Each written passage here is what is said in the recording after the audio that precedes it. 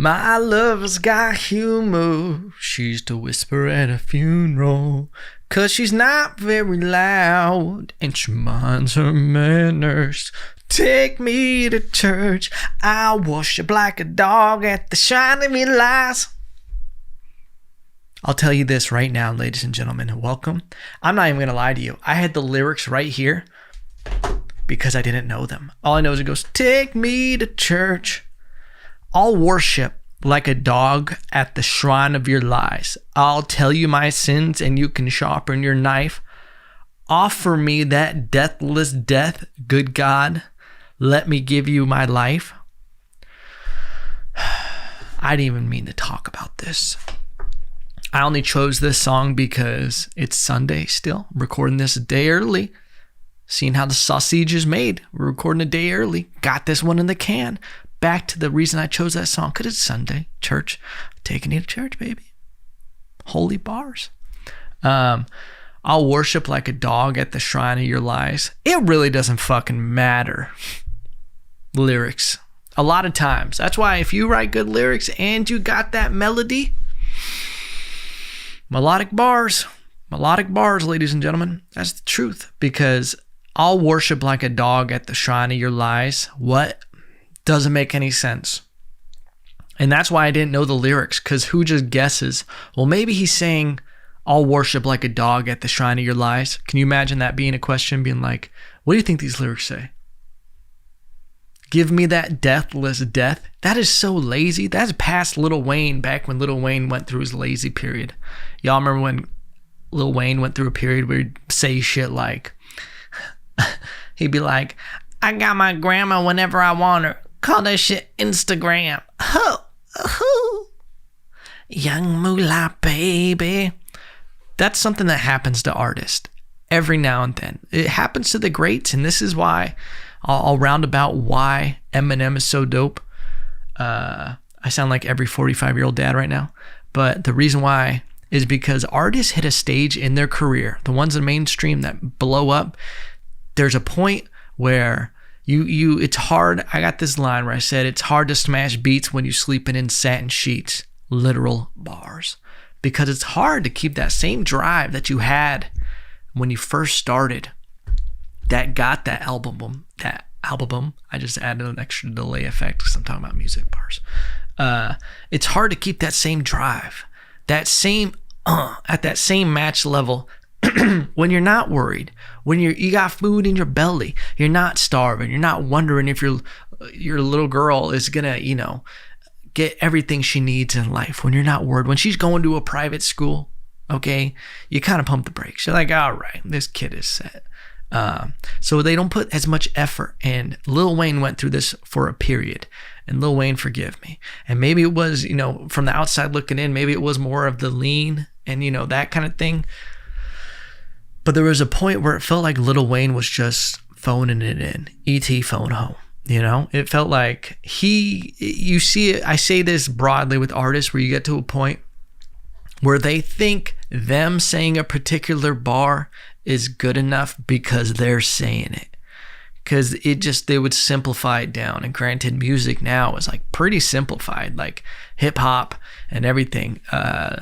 Not to throw shade, but I was just talking to a buddy today about this. Big Sean's new album, there's a cipher at the end of it. And whenever there's an Eminem cipher, he's always he's the final boss at the end. It was so hard to listen to the cipher before that. And it felt so dumbed down. And I don't know when this happened. I know why this happened. It's more of like people's fault because it's all just gotten so simplified. And I don't know if it's good. I don't think it's good at all because it's gotten lazy. There was a time when you really had to work hard on your craft. But it's like we start putting simpletons on a pedestal with music where it's just at least in the hip hop mumble rap genre. I don't know if you can get away with that in country or shit like that. Even though country is so fucking pandering.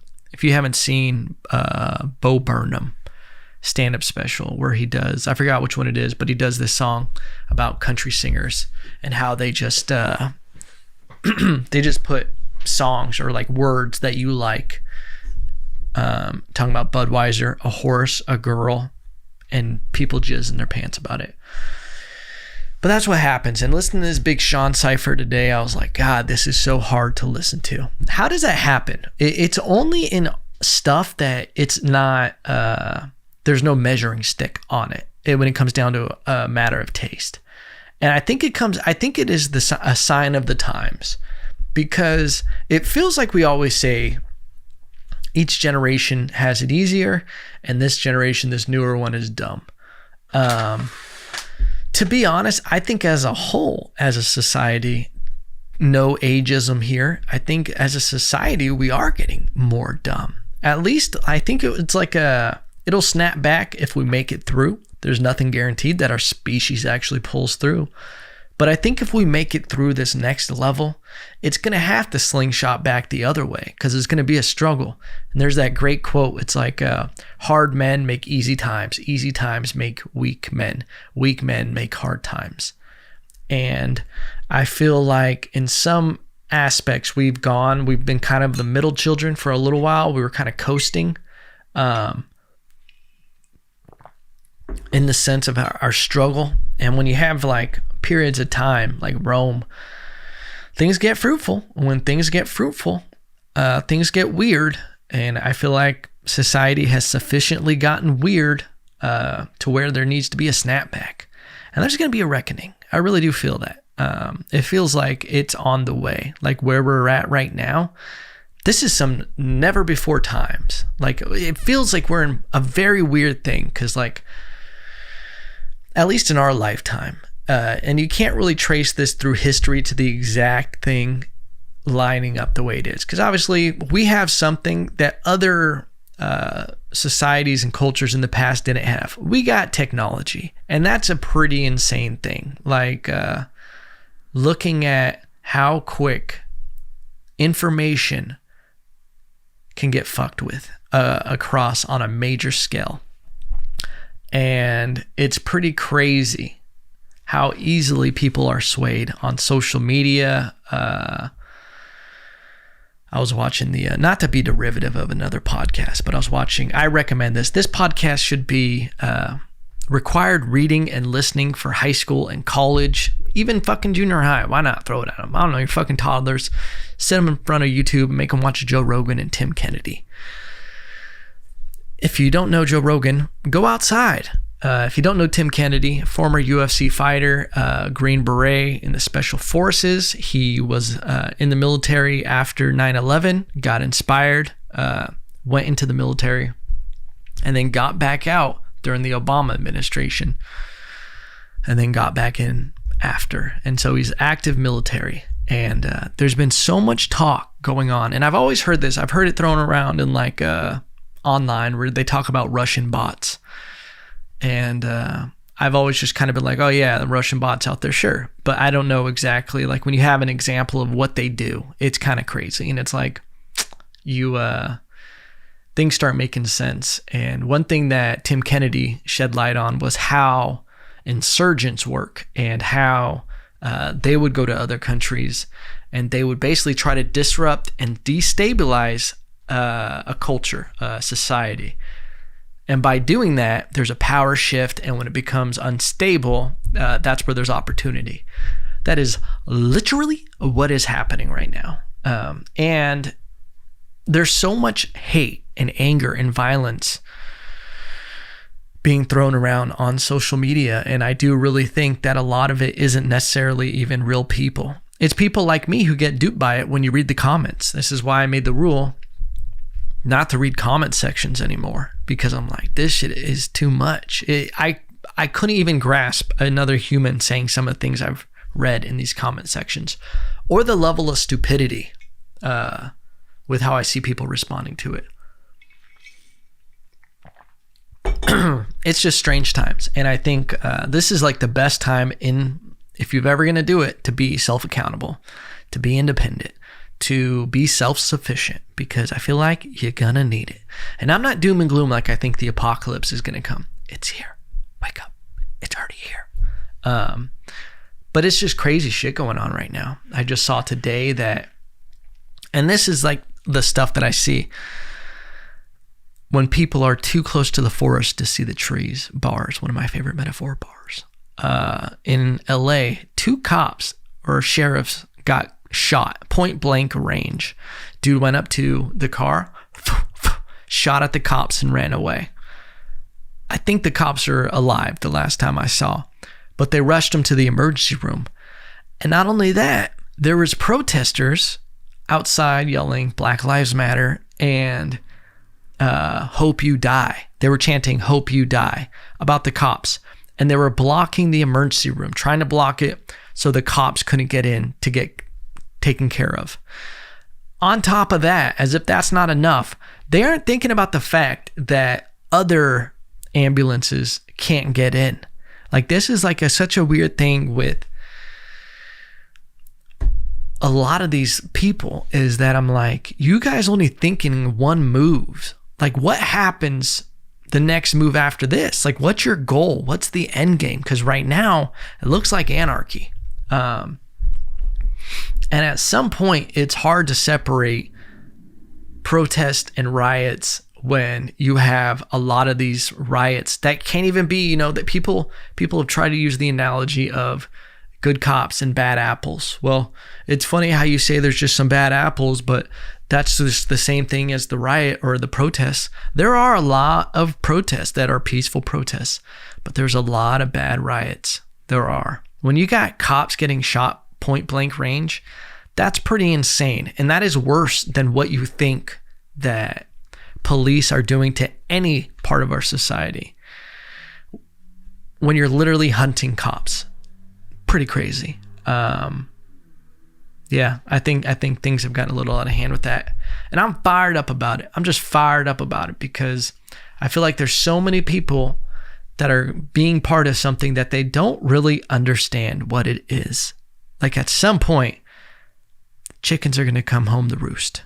And I'll be honest, I didn't know the end of that metaphor before I said it. I just knew it was something with chickens and roost, and it might have been crow, but we got through it, ladies and gentlemen. But that was just something I was thinking about 2 cops getting shot that point blank range, and people think this is okay.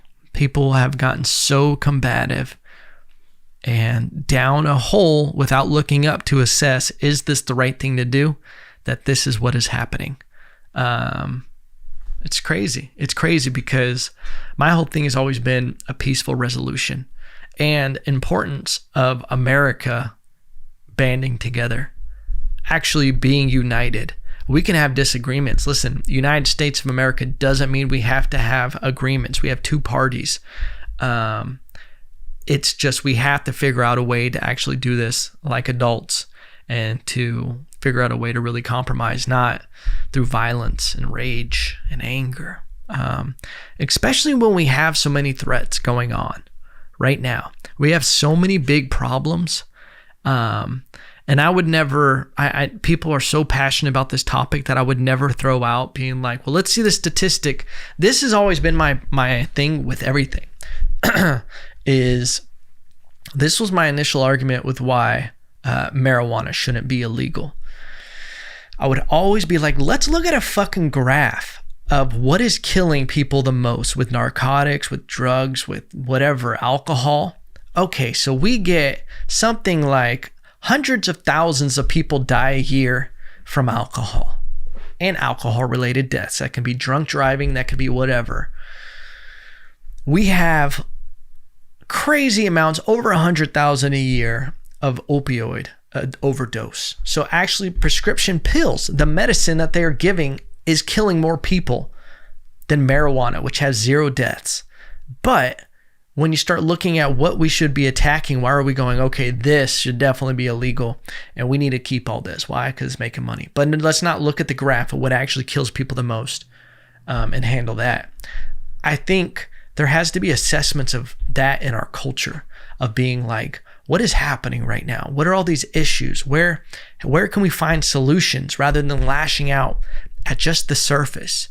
Because it gets more complicated when you have to dive under that surface, when you have to underneath the seal swimming around because you're under the surface.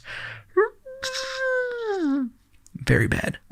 Some would say a special will swimming off in the distance. Anyway, but you have to look at actually solving the problem. And that's what annoys me, is you just see so much. Enough time has passed since everything has happened to where I finally am starting to understand what bugged me about some situations. Sometimes I just gotta sit on that egg for a while to hatch an idea. And I think what bugs me a lot is that I see a lot of slacktivism and people they're lashing out and they're doing these things without looking at what actually would fix these issues, because people are lazy. People are lazy. Yeah, you feel good. Yeah, I went to this protest. I went on this walk. I did this. But what did you fucking do for the solution? Because a lot of people don't want to take self-accountability and be like, okay, I need to start fixing this within my own life, and this will help fix the world. And it's not going to be a quick fix. That's always the thing, is like, we need change now. Like, we've become such an instant gratification of our country. People in general, instant. Everything's instant. And people want solutions now. So what do they look at? The most drastic, over-the-top reactions that are kind of always just giving into their emotional state, rather than being like, how do we fix these problems of some systemic racism, or whatever you want to call it? Okay, with school systems. Okay, with this. Okay, actually going and voting on laws and props and all this different stuff, and creating opportunities and doing all these right things that take a lot more thinking and work than to go defund the police. Don't know if you know this, but a lot of minority cities and cultures, they're in lower class areas that need the police. It's crazy. Like when you see, what was that mayor? Was it a Portland? I don't know if it was Portland, but I saw that they put out a thing that no, I think it was with Chaz or somewhere, but they were like, yeah, this is good, fine. These people, super liberal mayor was like, this is good. You guys protest and do all of this. I love it. And then they started protesting on her street and she got armed guards. And she's like, no, fuck this. This is not okay. You can't protest here. What? You just said it was good that they're protesting and doing all this stuff over there. It's not good with you? Why? It's crazy. And that's what it is like, I grew up in the ghetto. I grew up in Palmdale. Technically Lancaster now, used to be Quartz Hill. Technically Lancaster. But I grew up in a bad place that needed police presence. A lot of the people that are protesting and wanting all this change, they don't necessarily live in those areas. They're usually, like when you see all these different cultures, people wanting to get things canceled, like, bitch, is that your culture? Is that even why does that, you're just over here being a virtue signaling I almost said social distance warrior, social media brownie points. I don't know, social justice warrior. That's what I'm getting at. Bars. Almost lost it. Bars. But I don't want to get too angry this episode. I don't mean to vent on you guys. I just saw 2 cops shot, and that didn't sit well with me. It's not the right thing, and something needs to be fixed when you see people trying to block, thinking they're doing. That's what's dangerous. And people on the side of protests always want to say some shit like the Nazis would say, this is for your safety, this is blah blah blah. A lot of the Nazis thought they were doing the right thing, and what's dangerous is I think a lot of people think that by doing this kind of stuff, they're doing the right thing, that they're on the right side of history. Listen, if you're shooting cops and chanting, I hope they die outside of them, or trying to block ambulances, or trying to lock cops in precincts with cement on the doors while you light it on fire in Portland, you're not on the right side. And if you support that side, I almost did a very other side thing of being like, well, if you support Trump, well, you're a racist and you support rapists. What? Huh? If you support Biden, you support people who are confused all the time and falling asleep on camera and not really knowing where you're at. Isn't that crazy that this is the best candidate for presidency of the Democratic Party? Listen, I'm not on either side. I pick and pull from both sides. I like a lot of stuff. don't like a lot of stuff, you know? How was this not like Tulsi Gabbard? Phenomenal. She would have been great. But the fact that they even smushed her out like that, it shows a lot that anybody, and that's the thing, is they're just trying to protect their side of shit, how things are, protect their investments. Politicians aren't supposed to be millionaires. Why did all these politicians become millionaires on these very humble salaries? They don't have some weird side business. They're not selling feet pictures online. How are they making that money? By greasing palms, baby. Getting fed like a little baby bird by corporate America. I sound like fucking, what is his name? Jones. He always says black helicopters. Anyway, moving on. But I still love you guys. I still love you. I still love you. Unless you're out there shooting cops in LA. But I saw that, what was it? The Redskins, that football team? Washington Redskins. Did you guys hear football season just started? Don't watch it at all. They just changed their name to the Washington football team. Woo! Woo! That's what you guys did, cancel culture. That's what you did. That's your work. Hope you're proud of it. They tried to cancel fucking Trader Jose at Trader Joe's, and they said, no way, Jose. Bars. Shout out to Trader Joe's. Stand your ground, okay? Now, while there might have been some issues with the Washington Redskins, I think something else should have went back in its place. Something representing Native Americans, whatever the Native Americans wanted. If we're going to have the Washington Redskins, why not contact the Native Americans, the people? And I guarantee the Native Americans weren't even the one that wanted it canceled. So you can't go ask some fucking Karen what she would rather it be. A Karen fucking chose that. That name, Washington football team, screams, i.e. unseasoned chicken on the weekend. Washington football team. That's our future. That's our future if we keep going down this path. The Washington football team. And then we're going to have the Dallas football team, because Cowboys are aggressive and offensive to cows, okay? Cowboys, well, that's not very transgender friendly, okay? Got to think about these things, Dallas. Got to think about these things.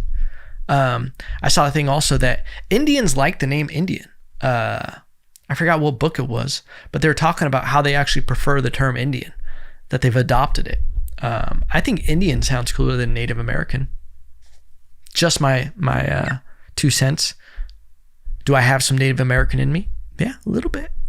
Enough just not to get canceled. Okay. I shoot a bow like a motherfucker. Okay. Oh, it's crazy. A lot of people moving out of California. I'll be honest, my plan was always move out of California.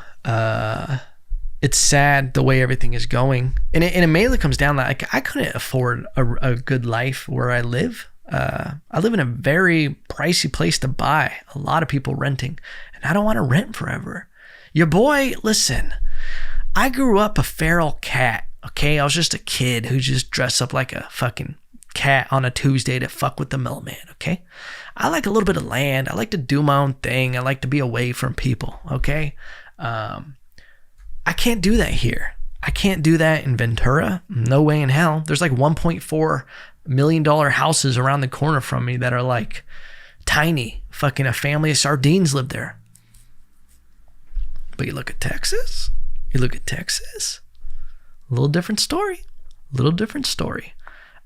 It really has always been, I think I've talked about this on the podcast before, that I lived in Texas a couple years back, and then I moved back to California, and my girl and I were actually going to move to Texas. We were like planning in the next couple months, and then we said, hey, why don't we move to Ventura for a little while? Literally right across from where I live. We were visiting a friend in Ventura, and we were like, let's move here for a little while. So like Texas was always the plan. And then, I made great friends here, and my business is here. And there's actually a really good stand-up scene in Ventura. Good group of people. Shout out. And it's been good. And it's been a hub next to LA. And the thing is that Joe Rogan, listen, and this wasn't a deciding factor because I would be moving most likely to Dallas, outside of Dallas. And Joe Rogan would be like 3.5 hours, 3 hours away. But still, it's a huge move. And the only reason that's been keeping me in LA is, or California, is entertainment, is because of hub in LA. But it seems like it's becoming even more decentralized entertainment, which I think is great. I think it's great to have options, that it's not just going to be confined to LA, New York. Now there's going to be a hub kind of in the middle for stand-up, just entertainment in general. Dallas has actually been a really big hub for voice acting. And they book a lot of like The Walking Dead and everything out of there because George is right around the corner. But I don't know when that move would be happening. I still got a lot of time here in California. But eventually that would be the goal. And it would be to buy land and eventually build a house. Because, you know, your boys got them, I don't even know what the right word is for it. I got them day laborer skills. Keep them things in deck. Yeah. That's one thing as I get older, is that I'm happy that I actually grew up working construction. Your boy has like 15 years construction experience, and it's paying off because I'm like, you know what? I can build a fucking house. And that's going to be the plan, you know? That's going to be the plan. But, I hope you guys have a great week. Feels weird doing it on a Sunday. I'm not okay with it. It's like the evening right now. I just got to go help my pops tomorrow. You know, I'm letting you see how the sausage is made. So I won't be available, but I'm like, I got to put out an episode. I can't just let it go. But I hope you guys have a great week. I love you. I miss you. And I'll see you Wednesday.